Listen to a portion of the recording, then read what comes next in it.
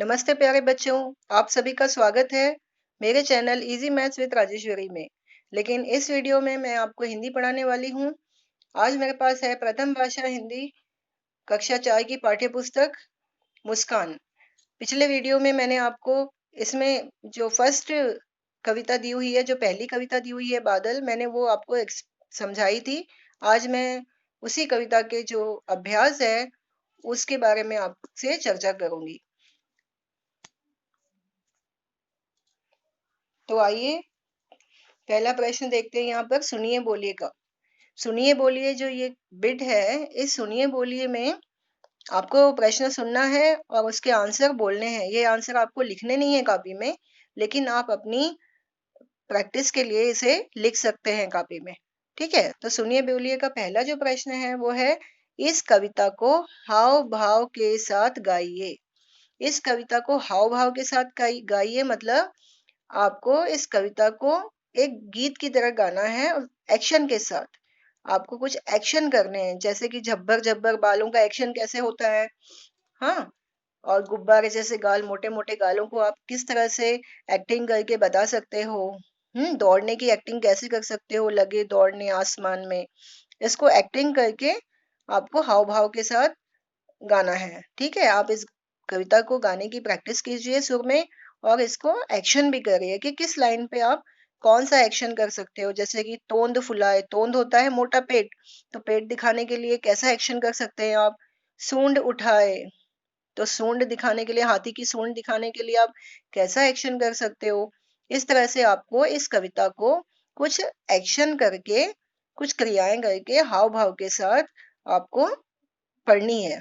ठीक है, अब इसका दूसरा प्रश्न देखते हैं। कविता में बादलों की तुलना किन किन पशुओं के साथ की गई है। अब जो कविता है उसमें बादलों की तुलना की गई है ना, अलग अलग जानवरों से, अलग अलग पशुओं से। पशु माना जानवर, अलग अलग पशुओं से उनकी तुलना की गई है ना। तो आइए हम देखते हैं कविता में कौन कौन से जानवरों का नाम है, बताओ। हाँ, यहाँ पर है हाथी है, ऊंट है, शेर है। ये जानवर है ना, इन जानवरों से बादलों की तुलना की गई है। अब तीसरा प्रश्न देखते हैं। यदि बरसात न होती तो क्या होता। कौन बताएगा इसका आंसर मुझे। बताइए, आप बच्चों में से कौन बताएगा इसका आंसर। यदि बरसात न होती तो क्या होता। हाँ, बरसात नहीं होती तो पानी नहीं मिलता पीने के लिए। बरसात नहीं होती तो पेड़ पौधे नहीं उग सकते।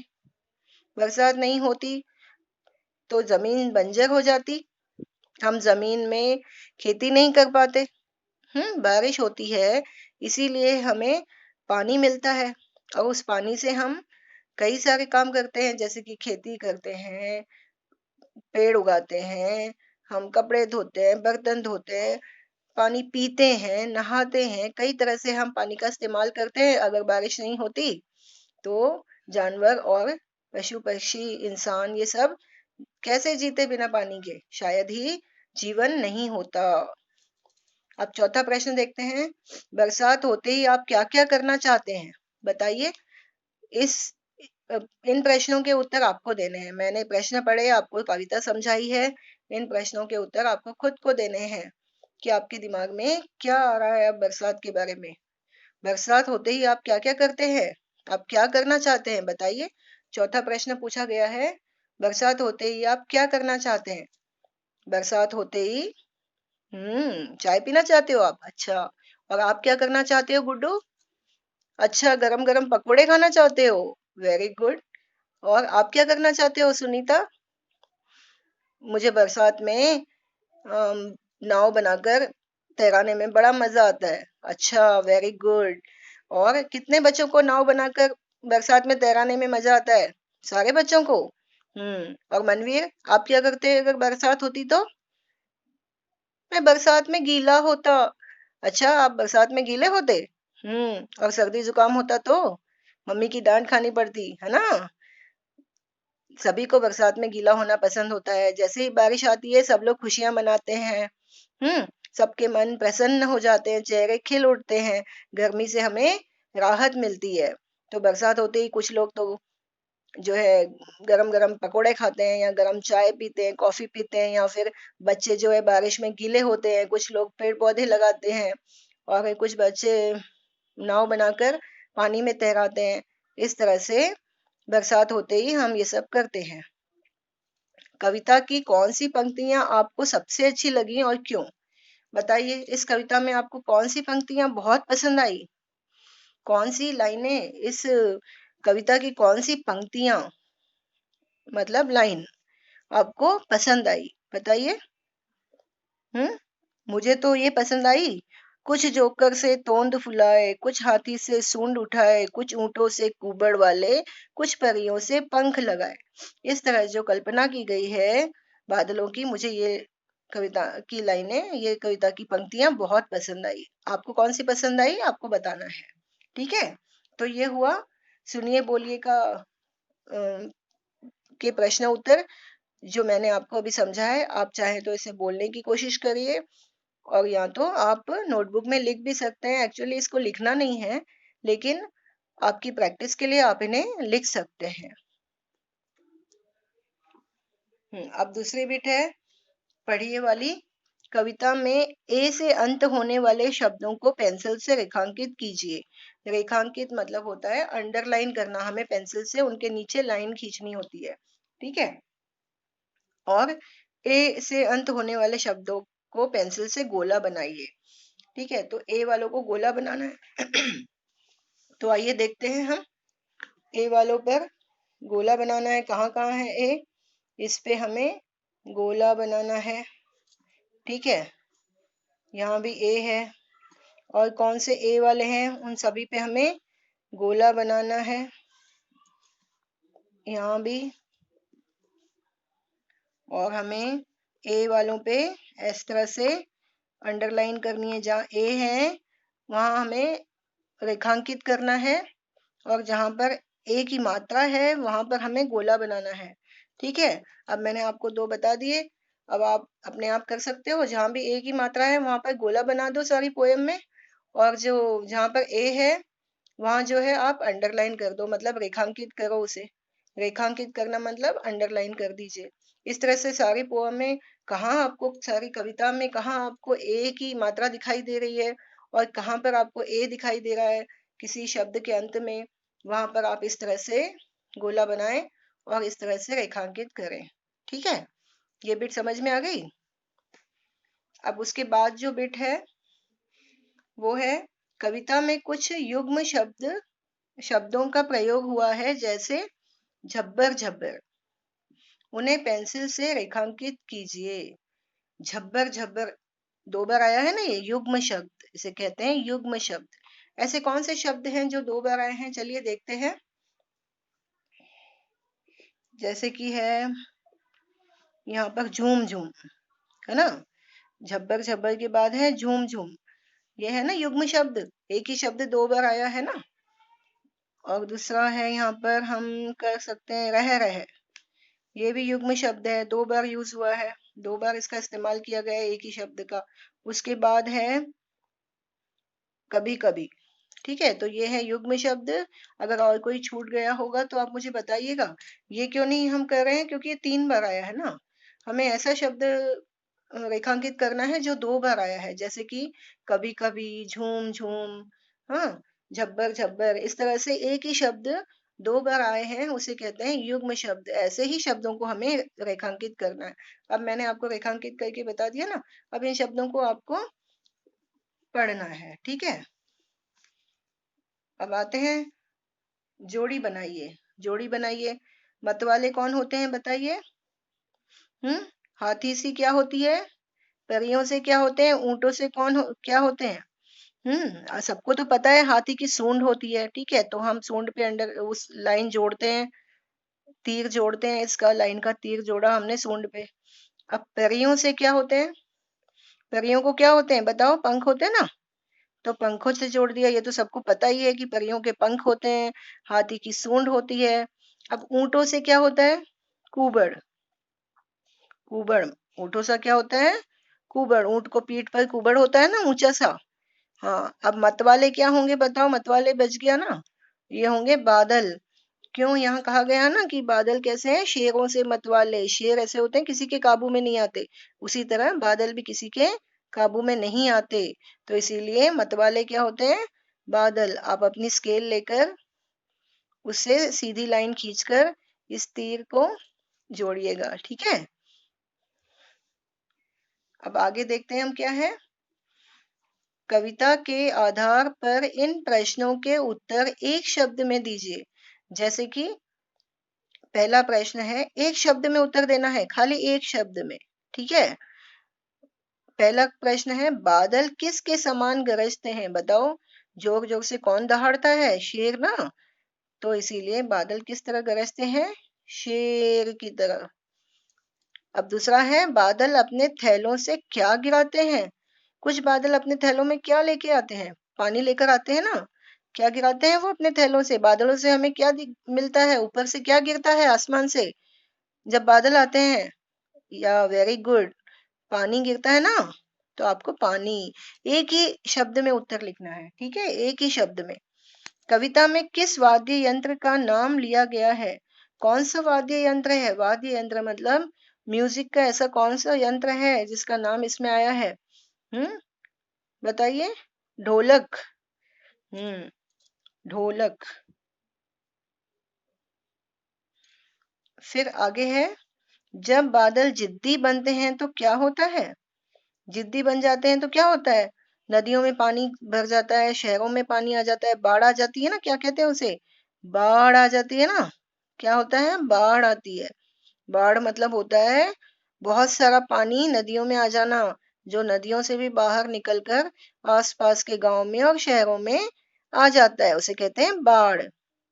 बादल सबको कैसे लगते हैं, बताओ। कैसे लगते हैं बादल आप सबको, भले लगते हैं ना। फिर भी लगते बहुत भले हैं, ऐसी कविता की लाइन है ना। बादल सबको कैसे लगते हैं, भले लगते हैं। कैसे लगते हैं, भले। कैसे लगते हैं बादल सबको, हाँ भले लगते हैं, ठीक है। तो बादल किसके समान गरजते हैं, शेर। हम एक ही शब्द में उत्तर क्यों दे रहे हैं, क्योंकि प्रश्न में यहाँ लिखा हुआ है कि इन प्रश्नों के उत्तर एक शब्द में दीजिए। तो बादल किसके समान गरजते हैं, शेर गरजता है ना, जोर से दहाड़ता है ना शेर। कौन कौन शेर की आवाज निकाल सकते हैं, हाँ। बादल अपने थैलों से क्या गिराते हैं, पानी। हमें ऊपर बादलों से क्या गिरता है, ऊपर से पानी। कविता में किस वाद्य यंत्र का नाम लिया गया है, ढोलक। ढोलक है ना, ढोलक ढोल बजाते बादल, है ना लाइन। जब बादल जिद्दी बन जाते हैं तो क्या होता है, क्या करते हैं वो यहाँ से वहां जाते ही नहीं, वो रुक जाते हैं ऊपर ही। और बारिश करते हैं, इतनी बारिश करते हैं, इतनी बारिश करते हैं, इतनी बारिश करते हैं कि नदियों में नालों में बाढ़ आ जाती है। और वो बाढ़ क्या करती है, धन संपत्ति का नुकसान, जान का नुकसान करती है, ठीक है। घरों में, लोगों के घरों में पानी घुस जाता है, तो लोग अपनी जान बचाने के लिए वहां से जगह छोड़कर दूसरी जगह चले जाते हैं। बादल सबको कैसे लगते हैं, फिर भी हमें बादल भले लगते हैं, क्योंकि वो हमें पानी देते हैं। अगर हमारे पास पानी ना होता तो हमारे पास आज अनाज भी ना होता खाने के लिए, हम भूखों मर जाते। इसीलिए हमें बादल भले लगते हैं, क्योंकि पानी, बारिश जब नहीं आती तो गर्मी इतनी बढ़ जाती है कि हम वर्षा का इंतजार करते हैं कि वर्षा कब होगी और हमें गर्मी से राहत मिलेगी। इसीलिए बादल सबको भले लगते हैं, ठीक है। यहाँ तक सब बच्चों की समझ में आ गया, ठीक है। अब अगला प्रश्न है, कविता में निम्न भावों को व्यक्त करने वाली पंक्तियां लिखिए। बादल कभी कभी जिद्दी बन इतना बरसते हैं कि नदियों में बाढ़ आ जाती है। तो ये जो अर्थ है, ये किस लाइन में दिया हुआ है, किस पंक्ति में दिया हुआ है, बताओ। पंक्तियां बताओ। पंक्ति माना होता है लाइन। मैं लाइन वर्ड यूज कर रही हूँ बार बार ताकि आपको समझ आए। पंक्ति, किस पंक्ति में दिया हुआ है कविता की कि है ना, बादल जिद्दी बनकर इतना बरसते हैं कि नदियों में बाढ़ आ जाती है। देखो यहाँ दिया हुआ है ना, कभी कभी जिद्दी बनकर के बाढ़ नदी नालों में लाते, ठीक है। तो ये जो दो लाइनें हैं, ये दो पंक्तियां हैं, जो दो, ये 2 पंक्तियां आपको वहां उसके उत्तर में लिखनी है। उस प्रश्न का उत्तर के लिए 2 पंक्तियां खाली दी हुई है ना, वहां पर आपको इसका उत्तर लिखना है। कभी कभी जिद्दी बन करके बाढ़ नदी नालों में लाते, ये आपको पंक्तियां यहाँ पर लिखनी है। ठीक है, सभी को समझ आ गई बात? अब लिखिए के प्रश्न उत्तर है। लिखिए में क्या है देखते हैं। पहला प्रश्न क्या है लिखिए का? लिखिए का पहला प्रश्न है, तूफानों से बादल का क्या नाता है? बादलों को तूफानी क्यों कहा जाता है? ठीक है, बादलों को तूफानी क्यों कहा जाता है बताओ? क्योंकि कभी कभी बादल आते हैं तो बहुत तेज हवा चलती है और पेड़ पौधे कभी तो गिर भी जाते हैं हिल हिल कर। हाँ, नुकसान होता है। जो झोपड़ियां होती हैं लोगों की, गरीब लोगों की, उनके टप्पर उड़ जाते हैं। काफी सारा तूफान आता है। तो जब बादल आते हैं तो तेज हवा चलती है, तूफान आता है, लोगों का नुकसान हो जाता है, चीजें उड़ जाती हैं। इस तरह से बादलों को तूफानी कहा गया है। आकाश में क्या क्या दिखाई देता है? आकाश में क्या क्या दिखाई देता है बताइए? ये लिखिए के प्रश्न है, मतलब इसके उत्तर आपको लिखने हैं, अपनी कॉपी में लिखने हैं इसके उत्तर। ठीक है, दूसरा प्रश्न है, आकाश में क्या क्या दिखाई देता है बताइए? हाँ, चांद दिखाई देता है ना, चांद, तारे, सूरज। ये सब आकाश में दिखाई देता है। और क्या क्या दिखाई देता है बताइए? हम्म अब तीसरा प्रश्न है, आप सोचकर लिखिएगा इसका उत्तर। अगर आपको ना आए तो आपकी मम्मी से, पापा से पूछिएगा, आपकी बड़ी दीदी या भैया से पूछिएगा कैसे लिखते हैं, वो आपको समझाएंगे। ठीक है, तीसरा प्रश्न है, बरसात होते ही आप क्या करना चाहते हो? ये तो मैंने पहले ही समझा दिया आपको। जब बरसात होती है तो आपका क्या करने का मन करता है? आपको अपने मन से इसका उत्तर लिखना है। ठीक है, वर्षा के बारे में 5 वाक्य लिखिए। वर्षा के बारे में 5 वाक्य लिखना है। कैसे लिख सकते हो आप? अच्छे अच्छे वाक्य बताओ। हम्म जब काले बादल आते हैं तो वर्षा होती है। जब वर्षा होती है तो पशु पक्षी सब खुश हो जाते हैं, हमें पानी मिलता है वर्षा से, हम वर्षा में खेलना चाहते हैं। हम वर्षा आते ही हमें राहत मिलती है गर्मी से। ये सब लिखना है आपको। मन के प्रश्नों के उत्तर सोच सोच कर अपने मन से लिखिए। या तो सबसे आप जो है सलाह ले सकते हो, अपनी मम्मी से, पापा से सलाह ले सकते हो, बड़े भाई बहनों से सलाह ले सकते हो कि है ना वर्षा के बारे में, वो भी आपको कुछ बताएंगे। तो आप उनमें से अच्छे अच्छे वाक्य याद कर लो और उसे कॉपी में लिख लो। कविता का सारांश अपने शब्दों में लिखिए। सारांश मतलब होता है, अगर आपने ये कविता किसी को सुनानी है तो आप किस तरह से सुनाएंगे? मतलब इसका मतलब आपको, इसका भावार्थ आपको किसी को बताना है तो आप किस तरह से बताएंगे? आप इसे बताएंगे ना कि भाई इस कविता में ना बादल आते हैं काले, फिर वो दौड़ते दौड़ते आते हैं और वो क्या करते हैं, एक जगह नहीं रुकते ना, वो यहाँ से वहां चले जाते हैं। कभी कभी वो बारिश करते हैं, कभी कभी कम बारिश करते हैं, कभी ज्यादा करते हैं। उनको हम आसमान में जब देखते हैं तो उनके अलग अलग तरह के जो है प्रकार दिखाई देते हैं। जैसे कि उनके आकार अलग होते हैं, किसी का ऊंट की तरह, किसी का जो है परियों की तरह पंख होते हैं, किसी के झब्बर बाल होते हैं। इस तरह से आप किसी को भावार्थ बताओगे ना इस कविता का, तो इस तरह से आपको इस कविता में क्या क्या दिया हुआ है इसको एक पैराग्राफ में आपको लिखना है। ठीक है, अब आगे की बीट देखते हैं। शब्द भंडार। शब्द भंडार मतलब क्या होता है? नए नए शब्दों के बारे में आपको जानकारी मिलती है इसमें। ठीक है, तो आप देखते हैं, वर्णमाला के आधार पर शब्द बनाकर तालिका में लिखिए। तालिका मतलब होता है ये जो टेबल बना हुआ है ना, ये जो बॉक्स, इसे कहते हैं तालिका। अब वर्णमाला दी हुई है यहाँ पर। वैसे तो आप सभी को वर्णमाला आती होगी, लेकिन फिर भी यहाँ दी हुई है।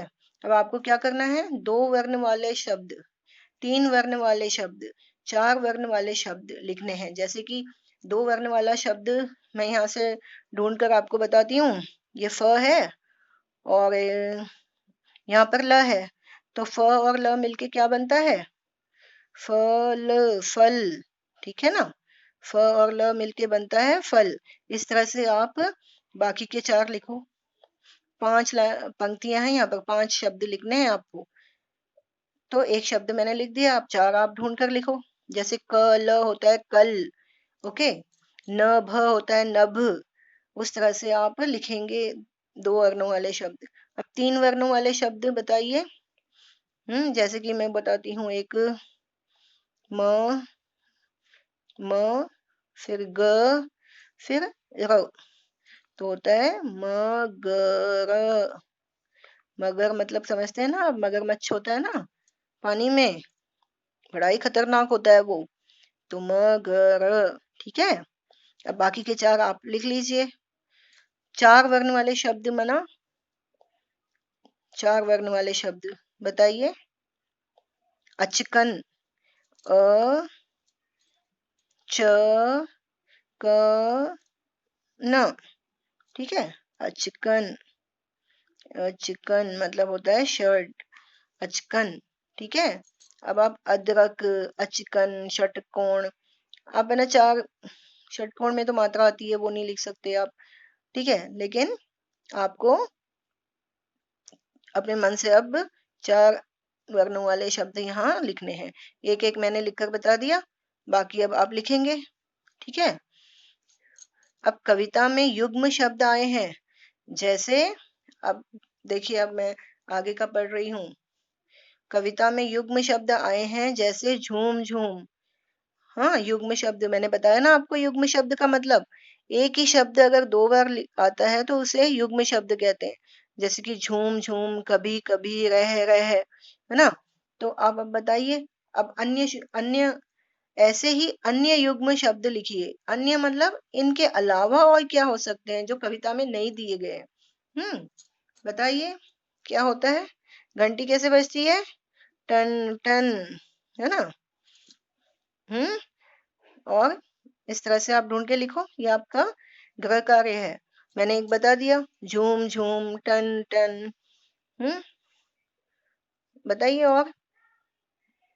हम्म अब इस तरह से आप सोच कर आए ना, आपके दिमाग में एक दो शब्द तो जरूर आ गए होंगे, कभी कभी, है ना, वो तो कविता में दिया है तो इसीलिए आप वो नहीं लिखेंगे।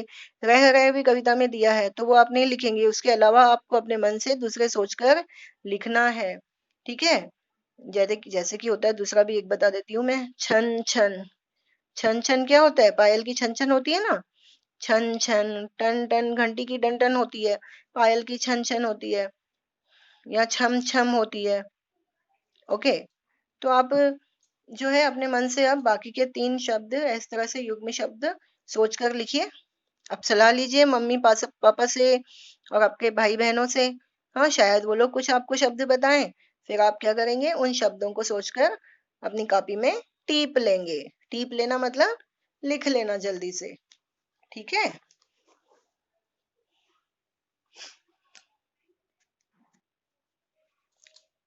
अब ये सारी जो इसमें प्रश्न हैं और शब्द भंडार है, ये सारे मैं आपको अपने अगले वीडियो में समझाऊंगी, ठीक है। वरना ये वीडियो बहुत ज्यादा लंबा हो जाएगा, आप इतना सारा वर्क कर नहीं सकेंगे एक बार में। अब अगले वीडियो में हम आपको ये सब समझाएंगे, ठीक है। आज तक के लिए इतना ही। ये सारा वर्क आप कंप्लीट करना है, गृह कार्य, और फिर मुझे फोटो भेजनी है, ठीक है। चलो बच्चों, तो अब मैं चलती हूँ, बाय बाय।